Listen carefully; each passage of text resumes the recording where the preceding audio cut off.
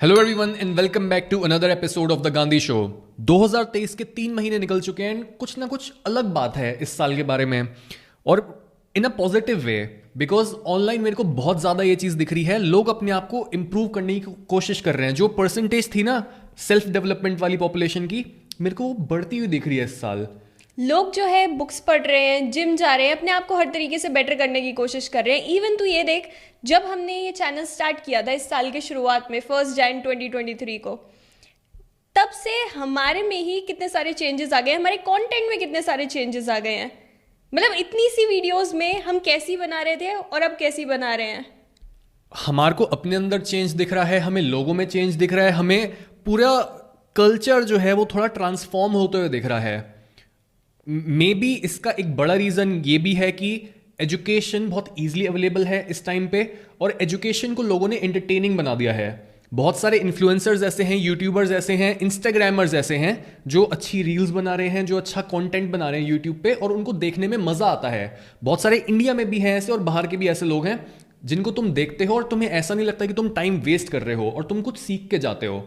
तो ये वाला फिनोमिनन जो है इस साल स्पेशली बहुत ज़्यादा बड़ा है, बिकॉज कंपटीशन इतना ज़्यादा है ना। तो एक्चुअल में लोगों के अंदर छुपी जो यूनिकनेस है वो उसे खोद खोद के बाहर निकाल रहे हैं और सबके आगे रिवील कर रहे हैं। हर कोई स्टैंड आउट होना चाहता है, तो वो जितना क्रिएटिव हो सकते हैं उतना हो रहे हैं। इन अनदर न्यूज़, कल रात को पता है क्या हुआ? Andrew Tate got released. वाह। कितने महीने हो गए?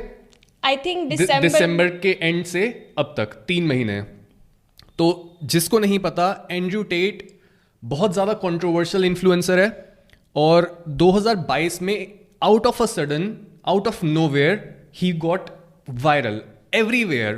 टिकटॉक पे फॉरेन में, यहाँ पे इंस्टाग्राम पे, यूट्यूब पे, जहाँ देखो उसी की शॉर्ट्स और रील्स थी। और इसका रीज़न एक सबसे बड़ा ये भी था, बिकॉज कंट्रोवर्शियल, देखो यार, बहुत सारे यूट्यूबर्स होते हैं, बहुत सारे इन्फ्लुएंसर्स, पॉलिटिशियंस ऐसी बातें बोलते हैं जैसे ट्रम्प हो गया, और इन्फ्लुएंसर इंडिया में भी हैं, अश्नीर ग्रोवर की हमने बात की है, और बहुत लोग हैं ऐसे जो जिनकी जुबान तीखी है और वो डरते नहीं हैं तीखी बातें बोलने में। बट टेट के बारे में अलग चीज़ ये है कि वो जो भी अपना थॉट है उसको सामने रख दो देता है। मतलब वो तीखी बात बोल तो देता है, बट वो उसे एक्सप्लेन भी कर पाता है। कोई आउटरेजियस बात, जैसे कोई भी ट्रम्प भी बोल देगा फीमेल्स के बारे में कुछ भी उल्टा सीधा, टेट भी बोल देगा, जैसे विमेन कांट ड्राइव, ठीक है। दूसरा वाला बंदा एकदम से गुस्सा हो जाएगा, बट फिर वो एक्सप्लेन करेगा दिस इज वाई, क्योंकि फीमेल्स की साइकोलॉजी मेल से अलग होती है। फिर वो पूरा रेंट करेगा तुम्हारे आगे, और वो बहुत कन्विंसिंग होती है। तो इस वजह से टेट का एकदम बहुत स्ट्रॉन्ग फैन बेस है, बट बहुत ज्यादा लोग उसे हेट भी करते हैं। और जैसे टेट की बहुत सारी बातों से मैं भी एग्री करती हूँ, बट बहुत सारी बातों से मैं नहीं एग्री करती। और हर एक इंसान ऐसे ही होता है, उसमें कुछ अच्छे पार्ट होते हैं जो तुम उससे ले सकते हो, कुछ सीख सकते हो, बट कई चीज़ों को तुम्हें डिस्कार्ड करना होता है। तेरे को याद है मैंने तेरे को टेट की सबसे पहले वीडियो कब दिखाई थी? बहुत सालों पहले, बहुत सालों पहले। और मैं उसको देख के सोच रही थी, यार ये सौरभ क्या सुनता रहता है, ये मेरे भाई को बिगाड़ देगा। और मुझे लग रहा था यार ये क्यों इतना इस बंदे को सुन रहा है। मेरे लिए फैसिनेटिंग चीज़ ये थी, और उस टाइम पे टेट के मेरे हिसाब से बहुत कम 10,000 भी नहीं थे उसके सब्सक्राइबर्स। जब तूने मेरे को दिखाए थे इतने ही थे, 15-20 हजार, इतना मेरे को याद है। बट मैं उसे इसलिए देख रहा था बिकॉज एक तो वो बहुत ज़्यादा एंटरटेनिंग है। ऑफ कोर्स तुम किसी से अग्री नहीं करते, बट वो एंटरटेनिंग है तो फिर भी मज़ा आता है देखने में। और उसके साथ ही just because he is rich, तो तुम्हें भी वो लाइफस्टाइल देखने में मज़ा आता है कि यार ये कभी अपने भाई के साथ इतनी महंगी गाड़ी चला रहा है, कभी कुछ कर रहा है, कभी कुछ, कभी इतने ज़्यादा पैसे उड़ा के शॉपिंग कर रहा है, तो वो देखने में मज़ा आता है। बोल। और मुझे ये भी लगता है जैसे टेट और उसका भाई साथ में काम करते हैं, तो मुझे तू और मैं साथ वाले, ये चीज मैं उससे रिलेट कर पाती हूँ।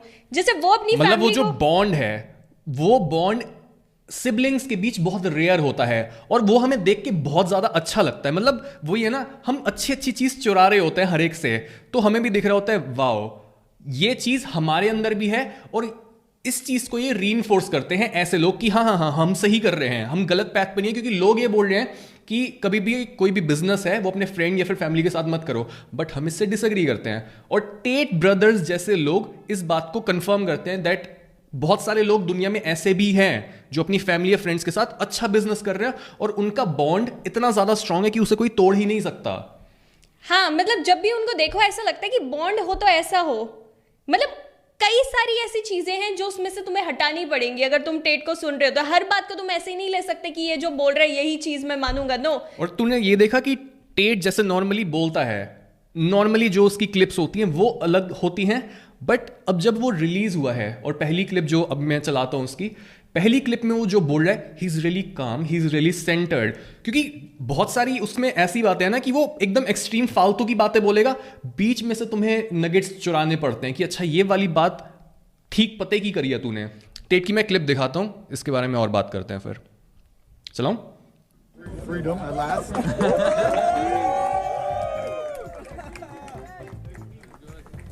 Mashallah, brother. Mashallah, mashallah. It's a little bit emotional. I've been in one room since last year, so it's a little bit emotional. I want to give respect, firstly, to the judges who heard us today because they were very attentive and they listened to us and they let us free. So I have to give absolute respect to them. I have no resentment in my heart for the country of Romania or for anybody else. I just believe in the truth. It was political, so I believe in God, and I think that the fire of truth will eventually destroy all lies, and anybody who lies in a long enough time frame will feel the sting of regret, and I believe in this. yeah, sure. I truly believe that justice will be served in the end. There is 0% chance of me being found guilty of something I have not done. I maintain my absolute innocence, and I think most people understand this, and I look forward to being home. So thank you very इसके much. Expression में, इसके demeanour में कितना ज्यादा change लग रहा है, ज्यादा काम है। मैं वही बोल रहा था कि जिस तरीके से नॉर्मल क्लिप्स में बोल रहा होता है, इतना मुंह चला रहा होता है, गुस्से में पूरा बॉडी हिला रहा होता है, दिखाने के लिए that he is powerful and he can bite you अगर तुम इसको चैलेंज करने की कोशिश करोगे तो। यहाँ पे ये सेंटर्ड लग रहा है। हाँ, यहाँ पे साफ दिख रहा है कि जेल में रह के इसको घुटनों पे लाया गया है और इसने एक्चुअल में सोचा है कि जितना मैं अपने आप को सोचता हूं कि मेरी कोई भी बात गलत नहीं है, मैंने कई गलत स्टेप्स लिए हैं। जैसे बोलता है ना कि लाइफ जो है वो चेस की तरह है, तो इसने कई मूव्स गलत ले लिए थे एंड में। जैसे वही बात होती है ना, तुम्हें जब तक लाइफ एक लेसन दे के नहीं जाती कि भाई काम डाउन, इतना ज्यादा एक्सट्रीम होने की जरूरत नहीं है, हारेगा तू लाइफ में, तो लाइफ ऐसे तुम्हें थप्पड़ मार के बताती है। यार तुम जैसे ग्रेटा थर्नबर्ग है, इसने ट्वीट किया था एंड में जेल जाने से पहले उसको कि मेरे पास 33 सुपर कार्स है और मैं देखो कितना ज़्यादा पोल्यूशन करता हूँ, जस्ट बिकॉज ग्रेटा जो है वो एनवायरनमेंट का बोलते हैं कि एनवायरनमेंट को सेव करो, उसको चढ़ाने के लिए। यार वो बच्ची है, जैसी भी वो हो, चाहे तू उससे डिसएग्री करता हो और मैं भी डिसएग्री करता हूँ उससे, मेरे को फालतू की बातें लगती हैं उसकी, बट इस तरीके से किसी को भी तुम मॉक कर रहे हो, कोई रीजन ही नहीं है। तू खाली बैठा है क्या? तेरे पास इतना पैसा, तेरी लाइफ सेट है, लेकिन तेरा दिमाग शैतानी चल रही है उसमें। तो ये चीज़ें तुम्हें फंसाती हैं और अब जो ये दिख रहा है टेट का वर्जन, मेरे हिसाब से ये ऐसी हरकतें कम करेगा और लोग जो है इसकी विजडम को ज्यादा देख पाएंगे और ये अपना जो फ्लफ था, जो फालतू का अटेंशन ग्रैब करने वाली इसकी पर्सनैलिटी के पार्ट्स थे, वो इसे गिरा के आया। बात ये है अटेंशन ग्रैब करने की अब इसको जरूरत नहीं है, इसके पास है अटेंशन, वो पहले ये कर चुका है। शुरू में जब तुम डेस्परेट होते हो तब तुम वैसी पर्सनैलिटी कल्टिवेट करते हो। और मुझे लगता है कि जैसे ये जेल गया, ये जो अटेंशन इसने इतनी जल्दी ग्रैब किया है, ये उसकी पेमेंट भरने गया था, ऐसे तुम पे करते हो। बिल्कुल सही, बिल्कुल सही। ये बंदा अब मुझे लगता है इतना सेंटर्ड और वाइज हो जाएगा क्योंकि इसको पता है इतना टाइम तुम जेल में बैठे हो, तुम्हारे पास कुछ नहीं है करने के लिए, तुम क्या करोगे? रिफ्लेक्ट करोगे, तुम अपनी गलतियों को समझोगे कि क्या तुमने सही किया, क्या गलत है, और स्ट्रेटेजाइज करोगे तुम कि तुम्हारे अगले मूव्स क्या होने वाले हैं, कैसे तुम अपने आप को ओरिएंट करोगे।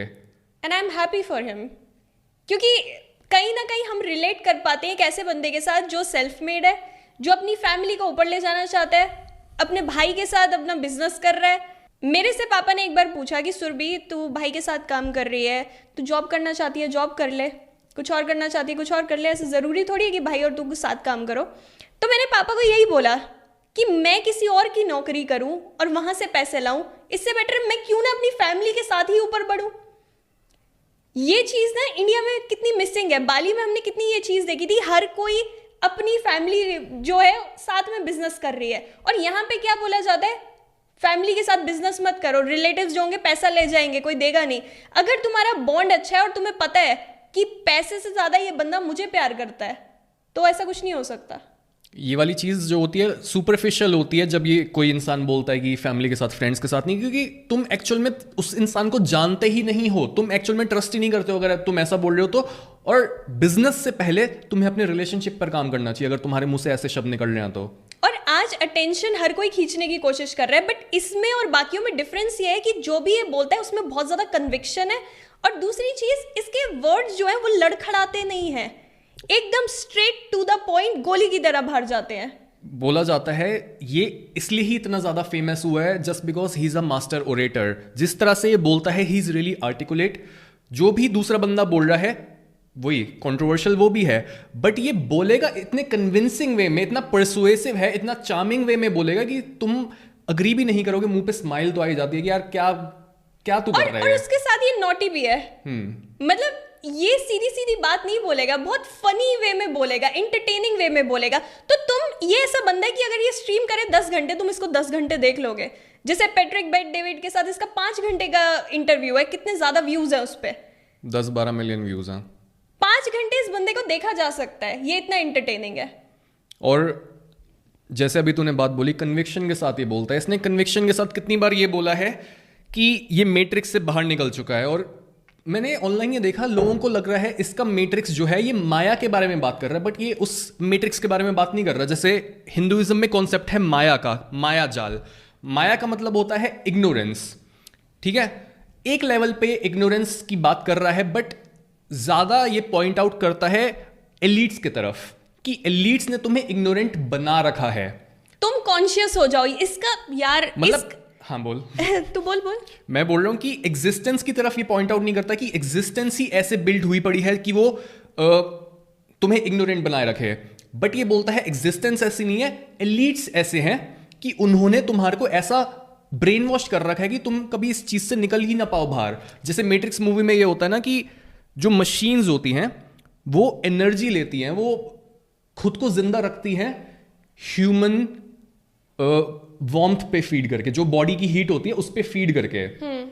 तो ये भी यहां पे यही बोलता है, मैट्रिक्स का मतलब यह है कि जो एलीट्स हैं वो फीड कर रहे हैं तुम्हारे ऊपर, वो तुम्हारे ब्रेन को चूस रहे हैं, वो तुम्हारी कॉन्शियसनेस को चूस रहे हैं खुद को फीड करने के लिए, और वो स्ट्रांग बन रहे हैं और तुम उनके आगे वीक बनते जा रहे हो। क्योंकि सिस्टम्स ऐसे सेट हुए पड़े हैं कि तुम उनमें फंस ही जाओगे कुछ ना कुछ करके। और जस्ट बिकॉज ये कहता रहता है कि मैं मैट्रिक्स के बाहर हूं, कोइंसिडेंस देख, ये रिलीज हुआ 31 मार्च को 2023 में, और 31 मार्च 1999 में मैट्रिक्स मूवी रिलीज हुई थी। सिंक्रोनिसिटी, इस जो कार्ल युंग ने बात की थी ना, सिंक्रोनिसिटी, ये होता है वो। इसने, जब तू मेरे को इसके इतने साल पहले वीडियोस दिखाता था, उसमें ये बोलता था कि मैं बहुत फेमस हो जाऊंगा, ये होगा वो होगा। मेरे को लगता था क्या बोल रहा है, मतलब हम भी ऐसे बोलते थे। इसको देखने से पहले हम ये बोलते थे, और दैट्स वाई हमें भी पता है कि यही चीज होती है। तुम्हें अपने अंदर इतना विश्वास हो तो हर चीज यूनिवर्स मिला देता है तुम्हें उस चीज से। तो जब ये जेल में था मेरे को पता था इसका माइंड ऐसा होगा कि दरवाजे खुलने पड़ेंगे। मैनिफेस्टेशन का मतलब ही क्या है? लोग बहुत इजीली बोल देते हैं ये वाली टेक्निक करो, ये चीज लिख दो, बट ये बंदा ऐसे ही इतनी कन्विक्शन के साथ कैसे बोल सकता है? क्योंकि ये एम्प्टी है बाकी चीजों से, इसमें कोई डाउट नहीं, कुछ नहीं। एक चीज जब तुम्हें क्लियरली पता है, वो तुम्हारी डीपर साइकी में पड़ी हुई है, तो वो मैनिफेस्ट हो जाएगी। और जो भी इनसाइड है हमारे, वो आउटसाइड की चीजों से ही बना है। जब भी हम कुछ सोच रहे होते हैं उसका क्लियर इन्फ्लुएंस हमें दिखता है आउटर रियलिटी में।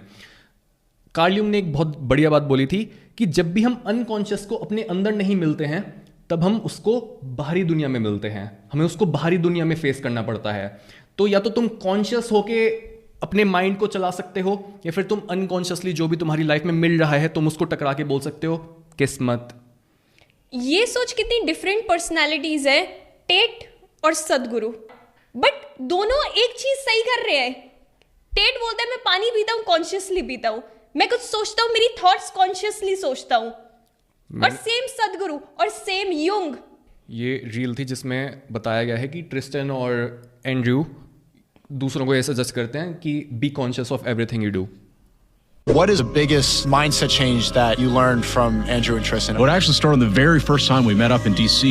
I kept noticing he was using the word conscious. I consciously do this, I consciously do that. And for whatever reason, that really stuck with me. I know that sounds weird. I asked him about it, and he was like, yeah, from the way I dress, the way I grab my cup of water, everything I do is conscious. I don't just randomly go through life doing anything. What is the biggest...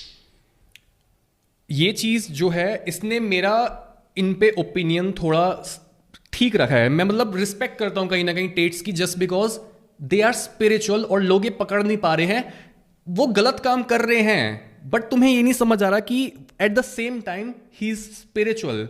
और गलत काम भी वो कैसे कर रहा है? गलत क्यों बोल रहा हूं मैं? गलत का मतलब ये है कि यार इमेच्योरिटी, जैसे बच्ची को कुछ भी मॉक करना, ग्रेटा को, उल्टी सीधी हरकतें, ज्यादा तुम अग्रेसिव वे में, हाँ, ट्रिगर करना लोगों को, जानबूझ के ट्रिगर कर रहे हो, ये सारी बातें जो हैं उसको इमेच्योर बना रही थी। मैं हमेशा ना बहुत ज्यादा सरप्राइज होता हूं जब भी कोई ऐसा इंसान जो सपोजिटली टेढ़ा है, कुछ टेढ़ा काम कर रहा है और वो ऊपर से स्पिरिचुअल नहीं लग रहा, बट उसकी कई बातें जो है वो पूरा 100% अलाइन कर रही हैं स्पिरिचुअलिटी से, और he is acting in a spiritual way, he is acting consciously. और इसका ये भी लगता है कि ये गलत इंटेंशन के साथ लोगों को कुछ नहीं सिखा रहा, ऑल्दो इसने अटेंशन ग्रैब गलत तरीके से की है, बट तरीका गलत है, लेकिन इंटेंशन साफ दिखता है कि उसकी इंटेंशन गलत नहीं है। और बहुत लोगों से, बहुत इन्फ्लुएंसर से बहुत बेटर है इंटेंशन। हाँ, बट क्लिप्स में अगर कोई भी पहली बार देखता है तो उसको यही लगता है कि नहीं यार, कि क्या उल्टी सीधी बातें कर रहा है, लड़कियों के बारे में कितना मिसोजिनिस्टिक है ये। बट अगर तुम डिग करोगे थोड़ा सा तो तुम्हें समझ आएगा कि ठीक है, 5 से 10% बातें इसकी तुम्हें इग्नोर करनी है, साइड में फेंकनी है, और 90% of what Andrew Tate says is actually correct, but उसे भी तुम्हें थोड़ा सा साफ करके अपनी अंदर इंटीग्रेट करना चाहिए। सिर्फ उसकी बात को नहीं, हर किसी की बात को तुम्हें निकालना पड़ेगा कि क्या सही है क्या गलत है, क्योंकि ज्यादातर लोगों के पीछे जो भी वो शब्द बोल रहे होते हैं, कुछ चल रहा होता है कि मेरा क्या फायदा होगा इससे। 2023 में हमारे साथ भी बहुत ज़्यादा अलग अलग चीज़ें हुई हैं, हमारी भी बहुत ज़्यादा ग्रोथ हुई है, और इसकी शुरुआत पिछले साल हुई थी, क्योंकि मोस्ट ऑफ द ईयर हम 2022 में बाली में थे। 6 महीने हम बाली में रहे, हम अगस्त में गए थे, और काफ़ी मेमोरेबल ट्रिप थी, काफ़ी ज़्यादा हमें एक्सपोजर मिला एकदम डिफरेंट कल्चर का, हमने बहुत ज़्यादा चीज़ें सीखी। अकॉर्डिंग टू यू, क्या बेस्ट चीज़ थी बाली के बारे में एंड क्या वर्स्ट चीज़ थी? क्या मतलब तू हमें, हमारे व्यूअर्स को ये बताना चाहेगी कि क्या तूने सीखा वहाँ से? बेस्ट चीज बाली के बारे में, बहुत ब्यूटीफुल है, बहुत ज्यादा पीस है वहाँ पे, बीचेस है हर जगह, मौसम हमेशा कैसा रहता है, धूप होती है, थोड़ी देर बाद ही ठंडा हो जाता है मौसम, बहुत अनप्रिडिक्टेबल्स है, बट तुम उसको एंजॉय करते हो वहाँ पे। लोग काम है, इतनी रोड रेज नहीं है जितनी यहाँ पे है। तेरे हिसाब से क्यों काम है वो वहाँ पे? पीसफुल क्यों हैं लोग? स्पिरिचुअल है लोग वहाँ पे। जैसे हम वहाँ पे अपने जो ओनर थे उससे कितनी बार सुनते रहते थे कि आज मंदिर जाना है, कल मंदिर जाना है, आज सेरेमनी है, आज पता नहीं कुछ झांकी निकल रही है उनकी, कभी सड़क पे ढोल बज रहा है और वो अपने भगवान को याद कर रहे हैं, कभी पूजा हो रही है नीचे बैठ के, कभी सड़क पे कुछ ना कुछ हो रहा है, बहुत ज़्यादा। जैसे ब्यूटी की बात तूने करी, मैंने ये नोटिस करा कि इंडिया में बहुत ज़्यादा ब्यूटी को डिस्ट्रॉय करा गया है। यहाँ पे इतनी ज़्यादा वॉर्स हुए हैं, इतने ज़्यादा इन्वेजन्स हुए हैं कि हमारी एंशियंट विजडम, हमारी एंशियंट कल्चर, जो मॉन्यूमेंट्स थे एकदम हमें याद दिलाते थे हमारी हिस्ट्री के बारे में, उनको बहुत ज़्यादा हटा दिया गया है ताकि हम अपनी मेमोरी, मतलब हमारी मेमोरी से ही वो चीज़ चली जाए कि हम कहाँ से बिलोंग करते हैं। हमें काट दिया गया है एक तरीके से हमारे एंसेस्टर्स से, हमारी जड़ें काट दी गई हैं। और जड़ें काटने का मतलब क्या है? पेड़ ज़्यादा ग्रो ना हो पाए। एग्जैक्टली। बट बाली में हमें ये देखा कि यहाँ पे ज़्यादातर चीज़ों को डिस्ट्रॉय नहीं करा गया है, एंड दैट्स वाई इन लोगों के लिए अपने कल्चर को प्रैक्टिस करना, रिलीजन को प्रैक्टिस करना, स्पिरिचुअल रहना बहुत ईजी है, जस्ट बिकॉज उनके सामने ही है उनके भगवान, हर जगह पे ब्यूटी है, तो वो भूल नहीं रहे हैं इस चीज़ को कि कहाँ से वो आए और उन्हें क्या करना चाहिए। और वर्स क्या था बाली के बारे में तेरे हिसाब से? वर्स्ट चीज़ मुझे ये लगी कि वहाँ पे बहुत ज़्यादा इंसेक्ट्स हैं, रेप्टाइल्स हैं, बहुत ज़्यादा एंट्स वगैरह हैं।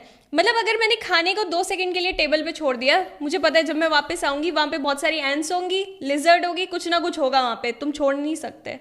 क्योंकि हम उनकी ही जगह पे हैं, हम अपने आप को उनकी घर में प्लेस करके सोच रहे हैं कि यहाँ पे वो आए ना। बट बाली यार आइलैंड है पूरा, ऐसा है कि हम पूरे जू के बीच में जाके बैठ गए और ये सोचें कि यार यहाँ पे सांप ना हो, कोई भी लिजर्ड ना हो। तो लगेगा ना यार। बट वो भी होगा ही। जैसे हमारे रूम में 3 से 4 छिपकलियां आ जाती थी यहाँ, मिनिमम, ये तो बहुत कम है। और मैं सौरभ को हमेशा फोन कर रही होती, सौरभ फिर से आ गई, प्लीज इसको बाहर निकाल, भैया टू द रेस्क्यू। और एक बार तुझे याद है जब गेको आ गई थी मेरे रूम में, पूरी रात आवाज आ रही थी और वो मिल भी नहीं रही थी, वो छुपी कहाँ पड़ी है। हमने पहली बार देखा कि ये है क्या, ये सांप जैसा लग रहा है और इतनी मोटी छिपकली, लिजर्ड और स्नेक का कॉम्बिनेशन। हाँ, 10 छिपकलियां मिला के एक छिपकली बनी पड़ी है, ये है क्या? और इतनी तेज आवाज आ रही है जैसे पता नहीं गले में किसी के कुछ हो गया है। पूरी रात कितनी डरावनी थी वो। और छिपकली का तो मेरे पास इतना मटेरियल है ना बोलने के लिए, मैं पूरा पॉडकास्ट बना सकती हूँ छिपकली पे। जब हम पहले दिन वहाँ गए थे फर्स्ट हमारे विला में, तुझे याद है मैं रो रही थी, मेरे ऊपर मेरे पास में ही छिपकली गिर गई थी और सौरभ देख रहा था। बहुत गंदी बहुत गंदी छिपकली। So that was worst thing about Bali. तेरा सबसे मेमोरेबल एक्सपीरियंस क्या रहा बाली को लेके? मेमोरेबल ब्यूटी मैं ये बोलूँगा, और उसके साथ लोग जैसे हम बोल रहे हैं कि कहीं हमें ऐसे एक्सपीरियंसेस मिले हैं जहाँ पे थोड़ा सा डिस्क्रिमिनेशन भी मिला है हमें। जैसे कई बार सुपरमार्केट्स में ये होता था जाके हमारे साथ कोई वाइट पर्सन घुसा है और हम घुसे हैं, तो जो वाइट पर्सन है उसको ज़्यादातर लोग ज़्यादा एम्प्लॉयज़ अटेंड करेंगे, ज़्यादा उसके आसपास मैनेजर वगैरह होंगे, बट हमारे आसपास उतने लोग नहीं होंगे, हमें ज़्यादा कोई नहीं पूछेगा। बहुत बार ऐसा हुआ है। उनके दिमाग में ये आइडिया होता है कि ये आए तो हैं, पता नहीं उतना खरीदेंगे नहीं खरीदेंगे, बट वो आए हैं वो खरीदेंगे। वाइट पर्सन के साथ ऐसा होता है कि इनकी अर्निंग कैपेसिटी ज़्यादा है, इनकी स्पेंडिंग कैपेसिटी ज़्यादा है, तो ये ज़्यादा हमारे से लेंगे।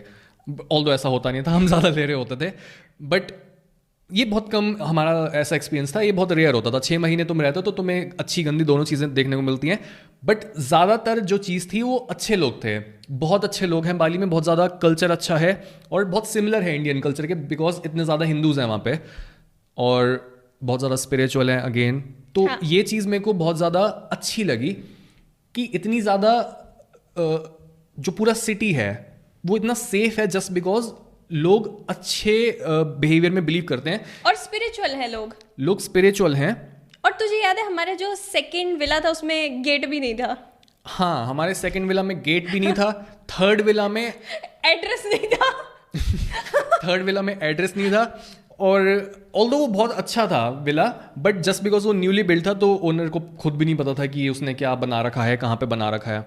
तो जब भी हमें कुछ ऑर्डर मंगाना होता था हम उसको आसपास की चीज़ों के बारे में बता रहे होते थे कि लैंडमार्क्स क्या है यहाँ पे, बट लोग बहुत अच्छे हैं। तो ये मेमोरेबल चीज़ जो मेरी है वो लोगों ने ही अच्छी बनाई है कि जिससे भी आप बात करो वो कुछ ना कुछ आपको अच्छा रिस्पॉन्ड करेगा, वो आपकी हेल्प करने की कोशिश करेगा, जस्ट बिकॉज डाइवर्सिटी इतनी ज़्यादा है और पूरा कल्चर जो है वो टूरिज्म पे बेस्ड है। पूरा जगह जो है बाली टूरिज्म पे चलती है, तो लोग बहुत हेल्पफुल हैं।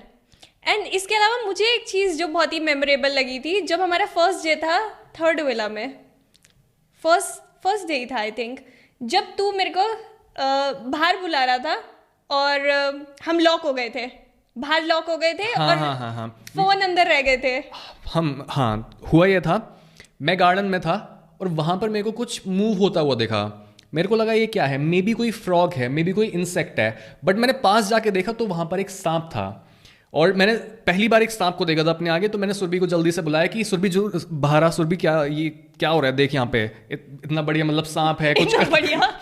हाँ, मतलब पहली बार मैंने देखा है तो वो बहुत फैसिनेटिंग था। और तूने मुझे आवाज लगाई, मैं भागते हुए आई कि पता नहीं क्या हो गया। हाँ, और पीछे से हमने डोर बंद कर दिया, हम उसको देख रहे हैं, मैं इसको दिखा रहा हूँ कि यहाँ पे था वो, फिर वो पता नहीं कहाँ चला गया, और हमने पीछे मुड़ के देखा डोर बंद हो चुका था, जस्ट बिकॉज सेकंड जो हमारा विला था उसमें स्लाइडिंग डोर्स थे, बट इस वाले विला में वैसे डोर नहीं थे, लेकिन हम उसे वैसे ही खोलने की कोशिश कर रहे थे और वो नहीं खुला। और हम दोनों के फोन अंदर, हम दोनों बाहर, हमने सोचा अब करें क्या, हम तो लॉक हो चुके हैं।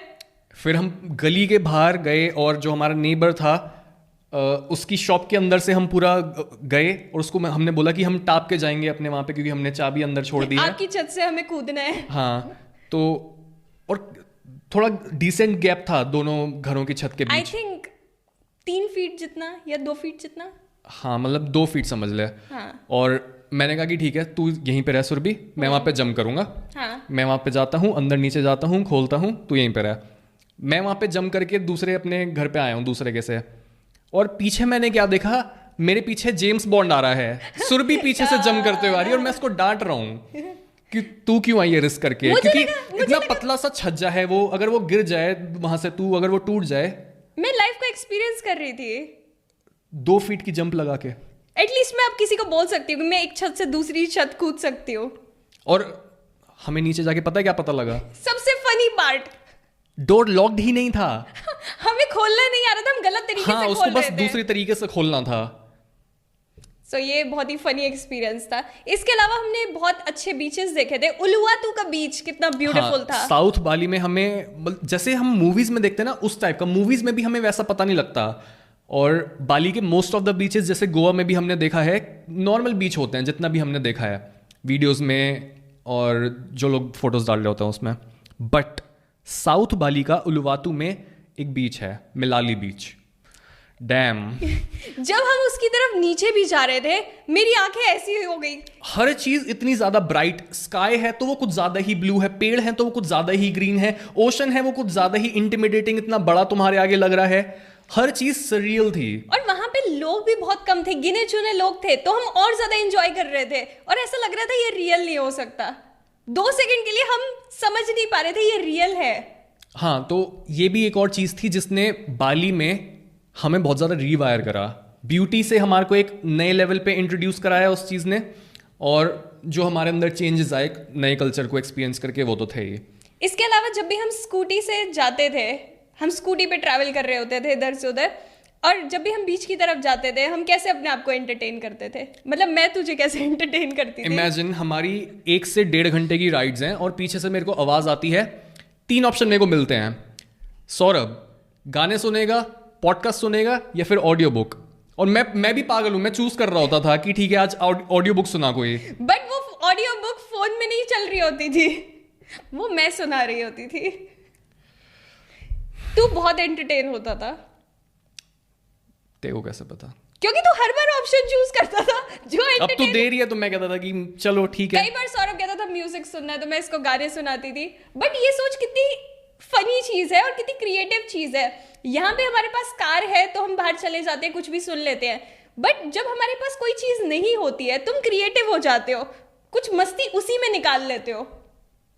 बहुत लोग ऐसे होते हैं, जैसे मैंने एक रील भी देखी थी उसमें वो दिखा रहा था, जैसे तुम्हारे पास 2 ऑप्शन होते हैं। एक ऑप्शन होता है कि अगर तुम ये चूज करोगे कि तुम पुअर और हैप्पी हो या फिर तुम रिच और सैड हो, तो ज़्यादातर लोग रिच और सैड होना प्रेफर करते हैं और वो अपने आप को रोल्स रॉयस में रोते हुए दिखा रहे होते हैं। फनी सी रील होती है। लेकिन इस वाली रील में उस बंदे ने दूसरा चूज किया, पुअर एंड हैप्पी। तो वो मच्छर मार रहा है, एक मच्छर मारा, 2 मच्छर मारे और वो हंस रहा है, दिखा रहा है कि पुअर और हैप्पी होके कैसा हो सकता है। तो जब तुम्हारे पास नहीं होती कोई चीज़ तब तुम्हें क्रिएटिव होना पड़ता है, तब तुम्हें उसमें भी खुशी ढूंढनी पड़ती है। तो हम भी कहीं ना कहीं वो कर रहे थे। और तुझे याद है लास्ट डे हमने जो पार्टी की थी, जब हम आ रहे थे बाली में, हमारा लास्ट डे था और हम सोच रहे थे कि ठीक है आज अच्छे से और एंजॉय करते हैं और कल तो हमें निकलना है। क्या किया था उस दिन आपने? मैंने कुछ नहीं किया था, तू डीजे बनी हुई थी, मेरे को इतना याद है। मैं डीजे बजा रही थी और उस पर तू ही नाच रही थी। हाँ तो मेरा डीजे है, मैं नाचूंगी। मैं अलाउड नहीं था उस पर। तू अलाउड था बट तू आता ही नहीं है, तू अपनी धुन में रहता है। यार मे बी मेरे को गाना ना पसंद आया हो और डीजे वाले ने गाना चेंज ना किया हो। तो तू बोल देता डीजे वाले बाबू मेरा गाना चला। मैं चला देती। अगली बार बोल दूंगा। ठीक है। सो मैं डांस कर रही थी, हमने गाने चला रखे थे। मेरे पास उसकी वीडियो, अगर तू बोले तो। नहीं बिल्कुल नहीं, बिल्कुल नहीं, बिल्कुल नहीं। कमेंट करो अगर आपको इसकी डांस करते हुए वीडियो देखनी है तो। नहीं इसके ही डीजे पे ये ही नाचती हुई। वो तब चलाइए जब मैं मर जाऊं, क्योंकि तभी मैं सह पाऊंगी। इतनी गंदी वीडियो है वो। मतलब तेरे लिए है वो, बस ओके एंजॉय कर तू। ठीक है। अच्छा चल ठीक है, अब मैं तुझे कुछ क्लिप्स दिखाऊंगी एंड तुझे हंसना नहीं है। Try not to laugh challenge. Okay, challenge accepted. ठीक है। फनी होनी चाहिए और चैलेंजिंग भी। मेरे पास हमेशा फनी स्टफ होता है। तेरे खुद के अलावा। मतलब मैं तो सबसे फनी हूँ बट उसके अलावा भी है बहुत कुछ। चल ठीक है, स्टार्ट करते हैं। कौन सी अभी नहीं देख सकता, 1 सेकेंड रुक। चल ठीक है, यहाँ से स्टार्ट करते हैं।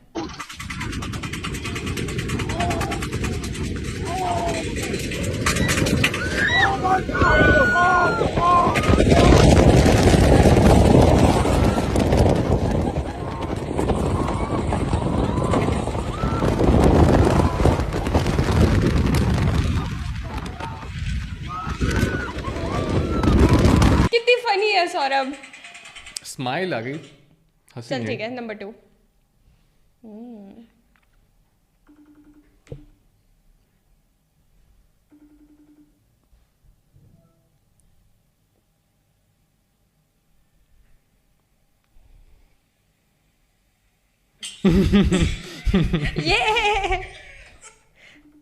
ये कौन है?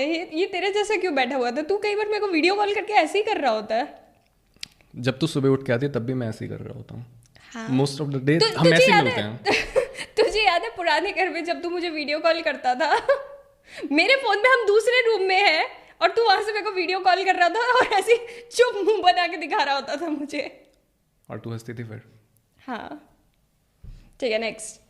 पीछे देखो, पीछे पीछे घर का जादू हाथों का जय महालक्ष्मी माँ। कितना क्रिएटिव है यार वो। एडिटिंग देख रहा है। हमें भी ऐसी करनी चाहिए। हाँ चल नेक्स्ट।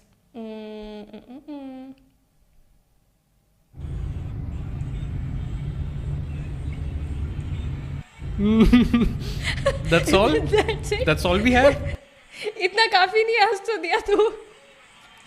तुझे क्या लगता है ये जो द ग्रेट खली पे ये जो कमेंट्स आते रहते हैं और जो वीडियोस आती रहती है, सर फूक मार के दुनिया खत्म कर दो। सर अपना ईयरफोन दे दो, डीजे बजाना है। नेक्स्ट। इससे नहीं जीत पाऊंगा मैं।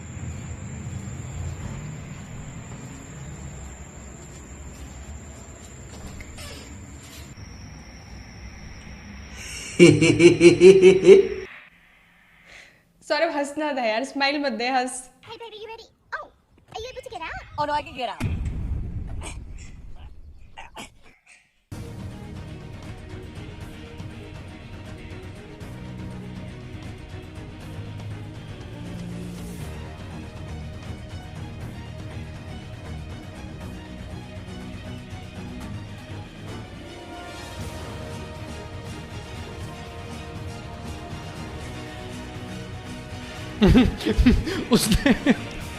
उसने डाइटिंग शुरू कर दिया है बाहर बाहर आने निकालने के लिए। ये अच्छी थी। ठीक है, और क्या हो चुकी है? that's all। हो गया? तेरी बारी, चल। ओके देखते हैं कौन जीतता है। तू 2 से 3 पे हंसा है। मे बी 2 पे। ठीक है आजा। रेडी? यस, एक सेकेंड, मैं बहुत गुस्सा इकट्ठा कर लूं ताकि मुझे हंसी ना आए। ची इकट्ठी कर ले अपनी। रेडी? यस।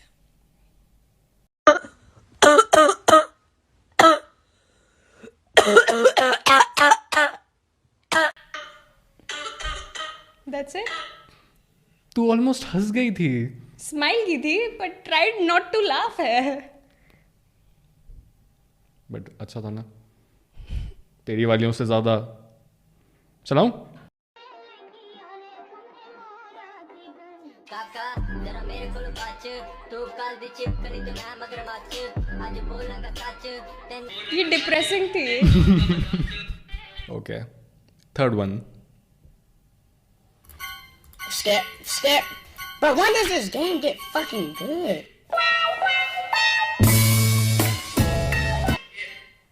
रिलेटेबल नहीं था सुरभि एज अ गर्ल, बिल्कुल नहीं। एज अ फीमेल जो हर लड़के को ये टॉर्चर मिलता है, ये अजीब सी स्माइल का, इसका मतलब कुछ भी नहीं होता। इसका मतलब ये होता है कि मैं बस कुछ भेज रही हूँ पर भेज नहीं रही। हाँ मतलब इंटरेस्ट है या नहीं है, इसको बस डाउट में रखती हूँ, ये मतलब होता है इसका। ये पता है क्या होता है? जैसे अगर कोई लड़का देख भी रहा है तुम्हें, तुम उसको खुल के स्माइल नहीं कर सकते। नो ये मतलब तुम उसको अटेंशन दे भी रहे हो लेकिन नहीं भी दे रहे। हाँ मतलब वो किसी भी तरफ जा सकता है क्योंकि हमें उसका भी तो ढंग से नहीं पता, तो क्या करे, ऐसे कर दूं और वो ना करे तो। अच्छा दैट्स इट।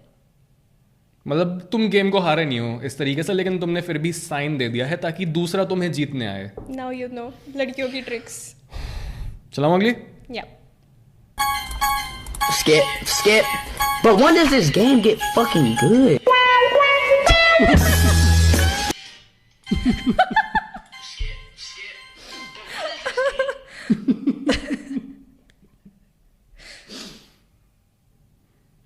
तेरे पास ये वाली बाल्टी है क्या?